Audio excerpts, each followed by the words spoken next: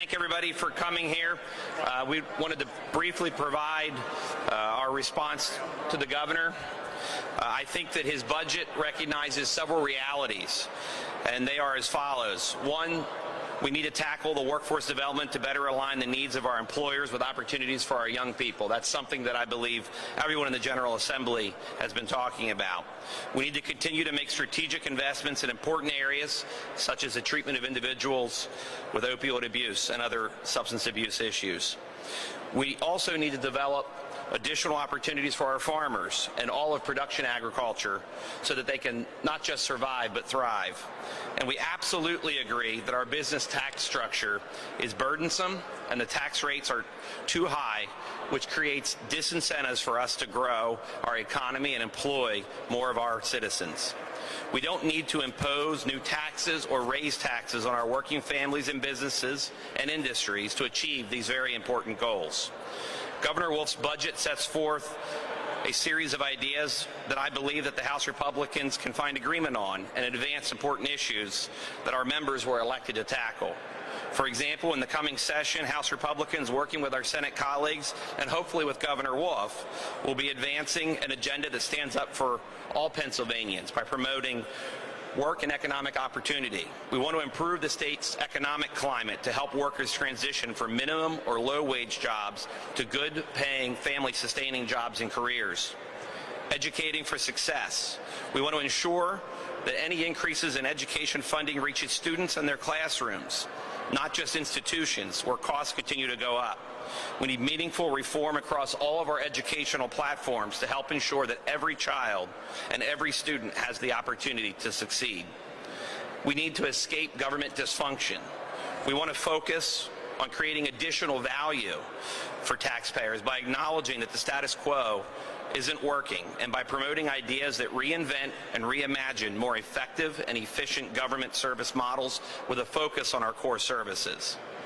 And lastly, we need to protect and promote families and communities because it's our goal to continue to value these individuals, the very building blocks of society and the centerpiece of our communities.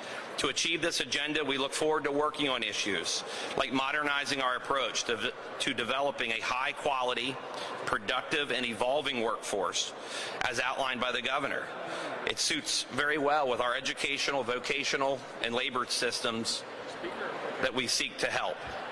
Overhauling our Commonwealth's antiquated and bureaucratic and oftentimes unproductive regulatory process that is literally strangling economic growth here in the Commonwealth. Transforming Pennsylvania's business tax structure and costs so that companies looking to come here can see the Commonwealth's tax structure as an incentive and not an excuse to go to another state. And finding additional ways to combat substance abuse, opioid addiction, and other issues that eat away at our communities and our families. We can do this by remodeling our human service programs so that they incentivize independence and self-sufficiency, and by removing the barriers and by instituting standards that achieve these goals. Certainly there will be other priorities as well, both from the Senate and the governor, but today I think begins a very important conversation and one that we're looking forward to having. Thank you. I'll now turn it over to Senator Corman.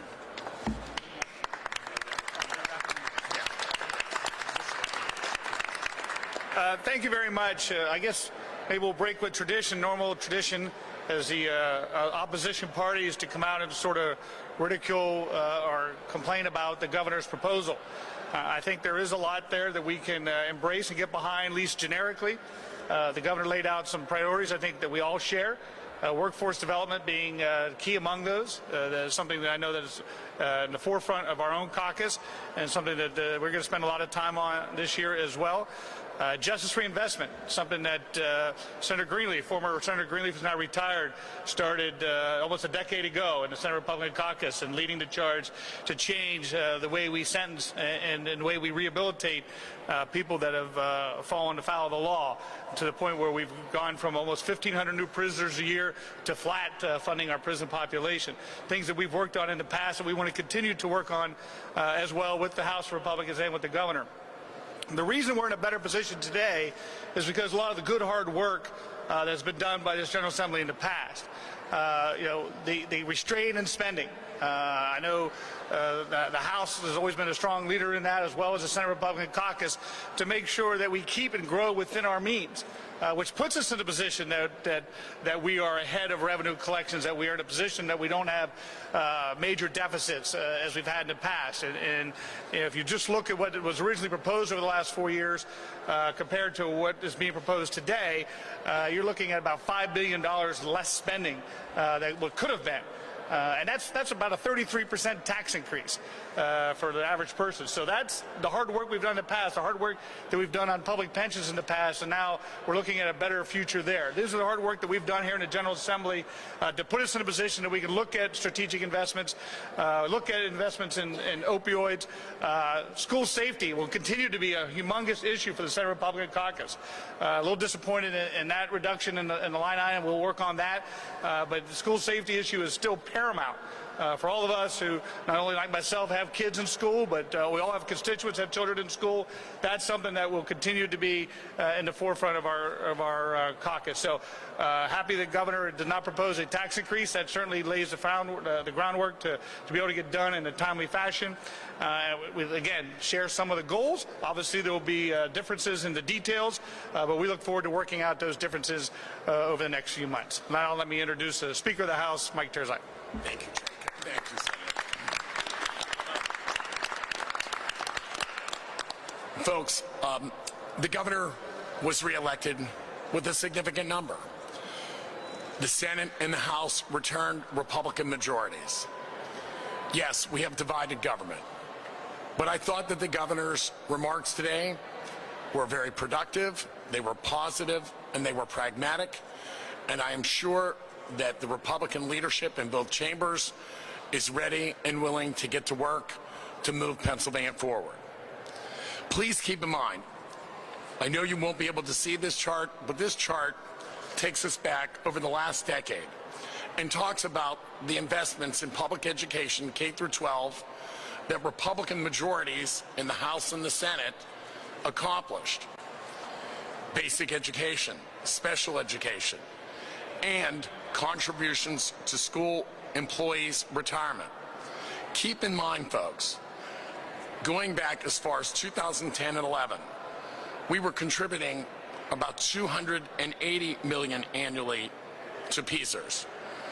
In this year's budget, with the leadership from the House and the Senate, we are at our actuarially required contribution of about $2.5 billion annually contributed to PSERS, the employees' retirement alone. We have met our obligations. We believe in funding public schools. We do not think one size fits all. We think that there has to be some element of school choice, but we're going to continue to support increases in contributions to public schools all across the Commonwealth because we want to see everybody have an outstanding education. We also think that in terms of workforce development, there has to be some recognition that energy independence and manufacturing in Pennsylvania has to be a component part of that. We would ask each and every one of you, if you have the opportunity to get to Beaver County, to see the petrochemical facility that Shell has put there.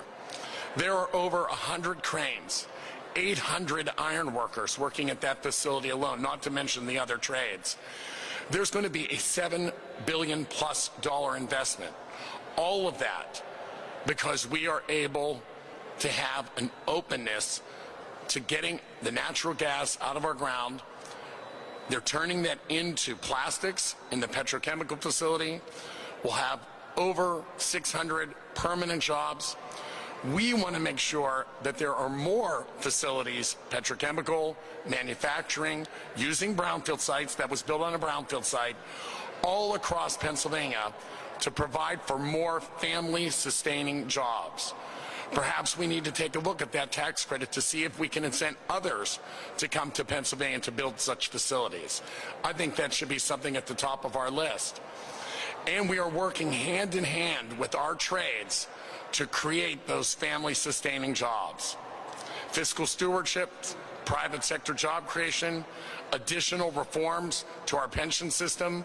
We know a report is coming out. We're going to be supportive of those, and continued investments while protecting taxpayers. Thank you very much.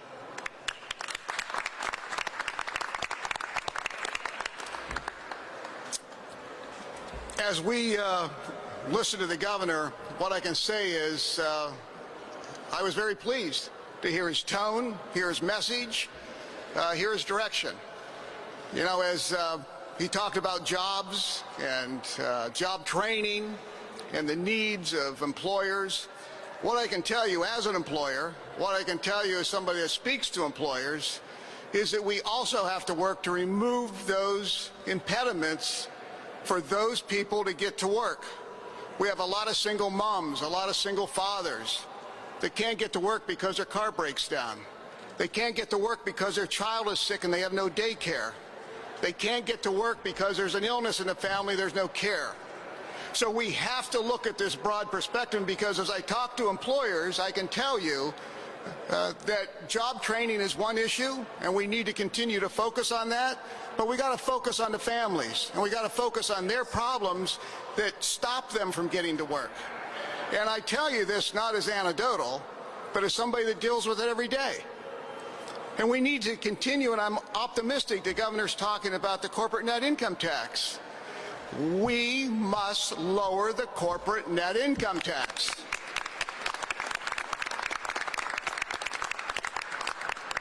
No matter who the job creator is, who the investor is, who the bank is, before they're going to invest in a state and put money into plant, equipment, and training, they look at that corporate net income tax that Pennsylvania has.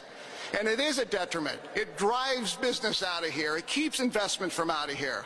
And we can do that responsibly. We can do that, and as we lower that tax, corporations and businesses will invest in Pennsylvania. They will invest in their plants. They will invest in machinery, and they will hire people and pay benefits. And this is a must, and we have to do it in a straightforward way, not with smoke and mirrors, but we have to make it real. And we can do it over a period of time, as we did with the capital stock and franchise tax. And finally, you know, here we are in the best economy that we have seen in this nation, in this Commonwealth, in decades. The best. This is the best it gets. And we're still not meeting the growth in our expenditures. We have a problem in Pennsylvania, and the problem isn't with the revenues, it's with the expenditures. And we have to balance this out, and it will require a lot of work. This budget's not just going to be a slam dunk. We have a lot of work to do. So as we look at it collectively, I think we have a willing governor to work with us, and I think that we have a message and a plan that gets Pennsylvania into 2020, where just remember, that's perfect vision. So I think we have an opportunity to get there. Thank you.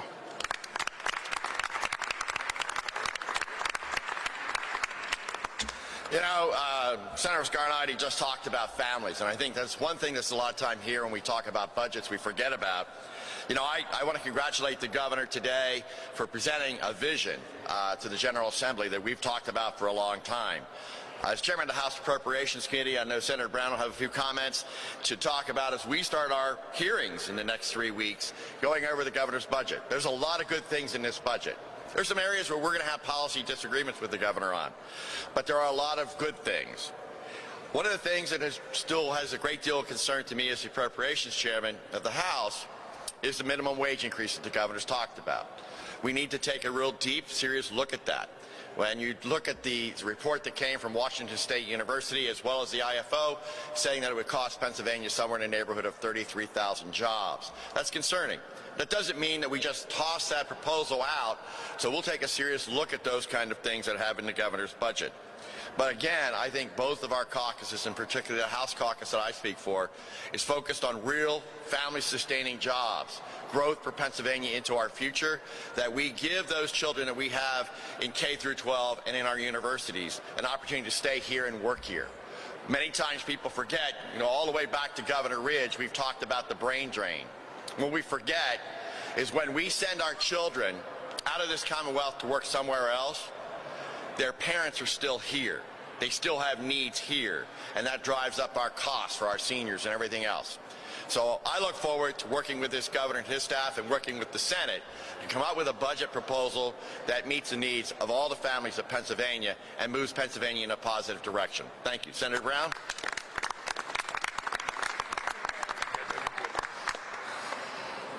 Thanks, Chairman Sayward. To close, just some general comments. I think it's safe to say if two parties are sitting across the table from each other, negotiating towards a common goal, in this case, the adoption of a government spending plan, you would hope over time that they come to terms with certain fundamentals. And one fundamental, I believe, is vital in government budgeting is the strategy for how you appropriate the money is only as good as the strategy for how you raise it. A spending plan is only sustainable if the revenue plan is sustainable too. And this Commonwealth, in its spending strategies over time, has shown some serious leadership when compared to other states. The total spending, state and local, in primary and secondary ed in Pennsylvania in nominal dollars is one of the leaders in the nation. Our rollout of health care and health choices and a managed care platform started under Governor Ridge is a platform that other states look at. But when you look at our revenue compendium, we are at best in the middle of the pack. It is one of the weakest components of our overall revenue and spending plan. So in considering that, using other means to balance, cash management, assets that are on the books that you can use, is a far better strategy than going into your marketplace and making one of the weakest components of your overall fiscal position weaker. I think one of the themes of this proposal is the governor, I believe, has come to terms with that we've come to agreement on some serious fundamentals here. And he's shown that in trying to manage the expenditures of the Department of Environmental Protection, conservation of natural resources, a lot of cash management and utilization of assets and human services, and looking at money that has not been spent in prior years and making sure that if it's not spent to properly oversee your agencies, that we lapse it into the current conversation so we don't have to raise money from other places. Now, we've been very fortunate to have better performance in revenue over the last year. This is a change for a lot of us over the last 10 years.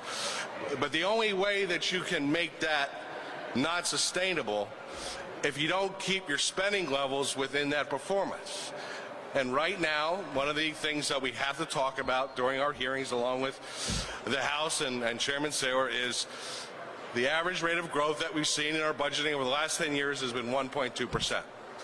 Governor's rate of growth over the enacted budget last year is 4.3%.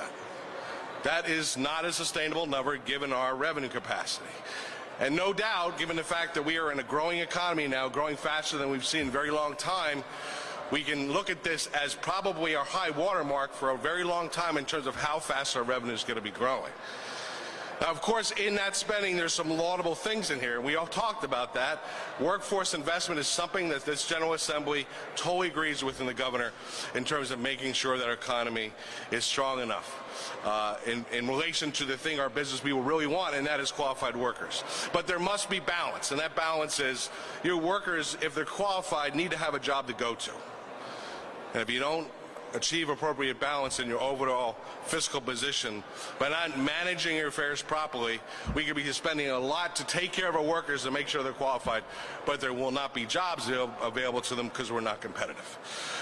One last thought in terms of the overall governor's approach to some key issues here, and it comes down to basic, for me, is separation of powers and our relative positions and responsibilities in the democratic process. There are things the governor is doing in consolidation of functions and in setting wage scales that are, I believe, even though there's many people who may support that in this building, need to be accomplished through a statutory action. Just because they're a good idea doesn't mean one side can take it and move that forward without the General Assembly approving it.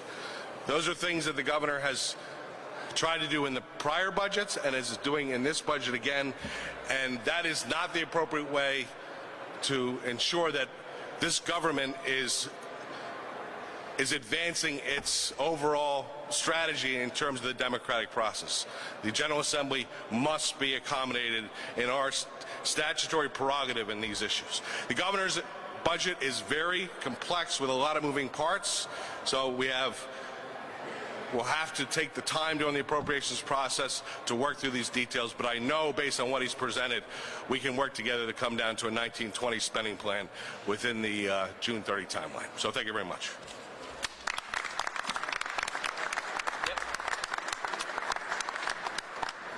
All right, any questions?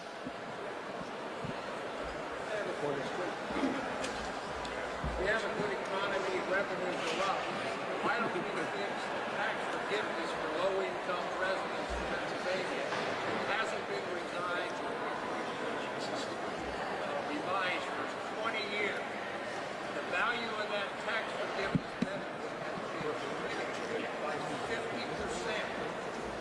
All right. We need to fix that, bring them up to 2019, and then keep it current with the same COLA that legislators get every year. Understood. I personally, and I don't want to speak for anybody other than myself, I think that's a topic that should be covered under comprehensive tax reform. Can you address the education aspect of proposals here? $300+ million more in spending and a minimum wage salary for teachers.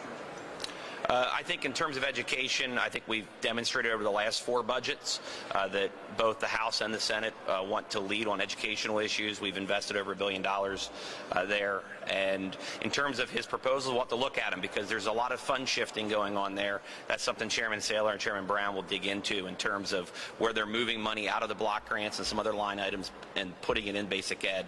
We need the minimum salary, the first question that came to my mind was, does anybody actually pay the minimum salary?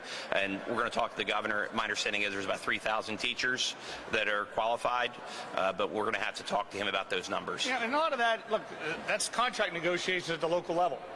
And for us to sort of get, I'm happy to listen to the proposal. This is a new proposal, but that's contract negotiations. And even though we may pay that, that's a SERS contribution issue as well for the local property tax owners. So, you know, again, he's the governor. We'll vet out the proposal. But just on top of my head, that's a couple concerns that we might have. Yeah.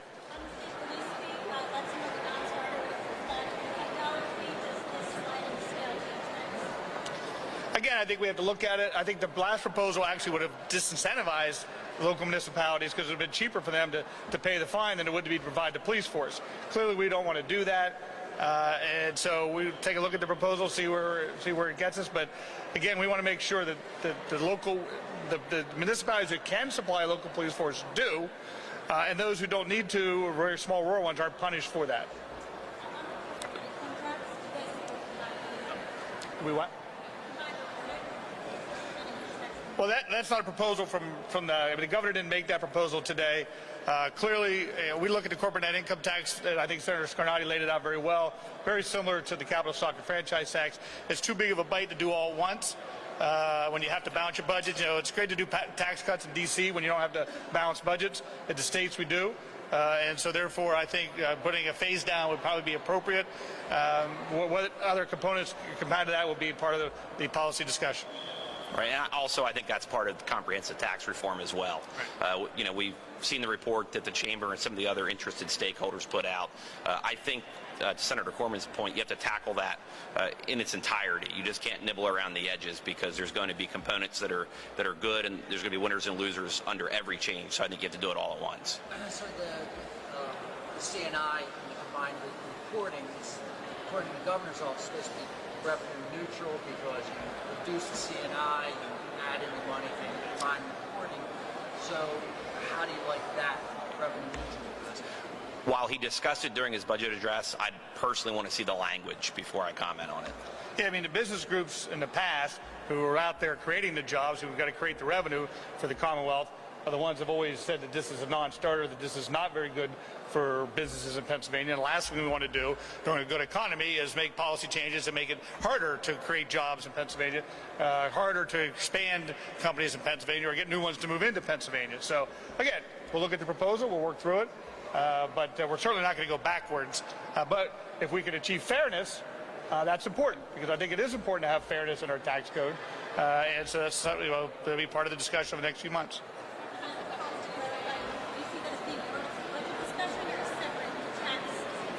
Well, and again, this is just my own personal conversation with the governor.